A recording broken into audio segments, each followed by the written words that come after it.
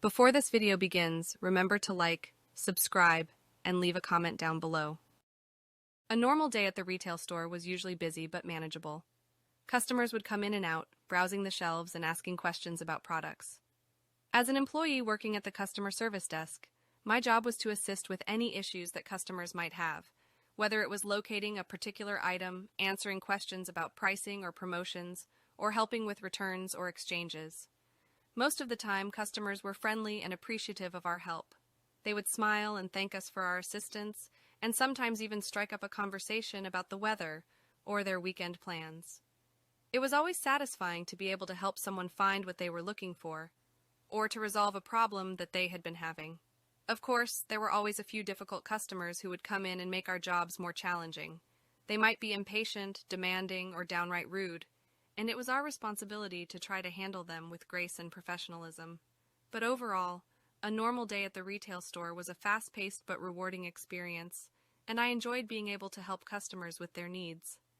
One day, I was manning the customer service desk when a woman walked in, looking visibly upset. She marched straight up to me and demanded to know where she could find a pack of batteries for her son's toy car. I smiled and politely explained that we were currently out of stock of the specific type of battery she needed. But the woman's mood quickly turned sour, and she began to raise her voice, accusing me of incompetence and poor customer service. I did my best to stay calm and professional, apologizing for the inconvenience and offering suggestions for alternative stores that might have the batteries in stock. But the woman was having none of it. She continued to shout and berate me, making a scene and causing other customers to stare.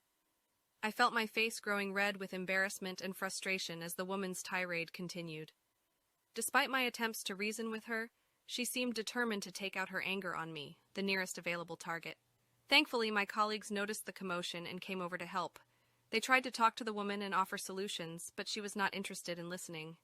Finally, the manager of the store arrived and asked the woman to leave, explaining that her behavior was unacceptable and disruptive to other customers.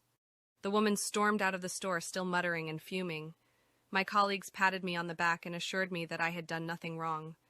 But I couldn't help feeling shaken and demoralized by the encounter. I knew that it was just one difficult customer, but it still stung to be treated with such disrespect and hostility.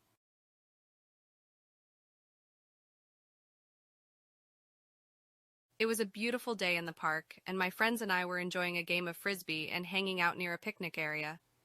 We were laughing and joking around, not bothering anyone, when suddenly a woman appeared out of nowhere and started yelling at us.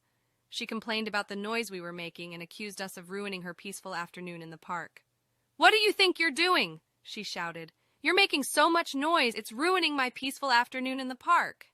We were caught off guard by her sudden aggression and didn't know what to say. One of my friends tried to apologize and suggest that we move somewhere else, but the woman wouldn't listen. "We're just playing frisbee," one of my friends said, trying to be polite. "We didn't mean to disturb you."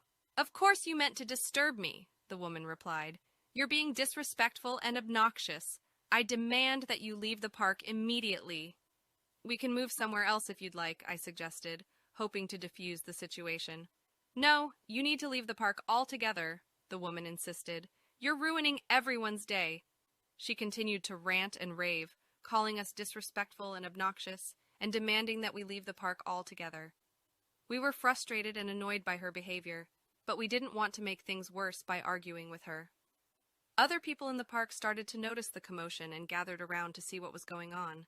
Some tried to intervene and calm the woman down, but she wouldn't listen to reason. Finally, a park ranger arrived and listened to both sides of the story.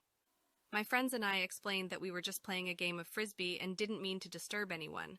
The ranger suggested that we move to a different area of the park, but the woman still wasn't satisfied. She demanded that we be kicked out of the park altogether, citing her right to a peaceful afternoon. The ranger, however, stood up for us and told the woman that if she was unhappy with the situation, she could leave the park herself.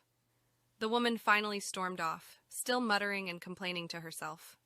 My friends and I shook our heads in disbelief, feeling frustrated by her unreasonable behavior and unwillingness to compromise or find a peaceful solution. We were just trying to enjoy a nice day in the park, and we couldn't understand why she had to make such a big deal out of it.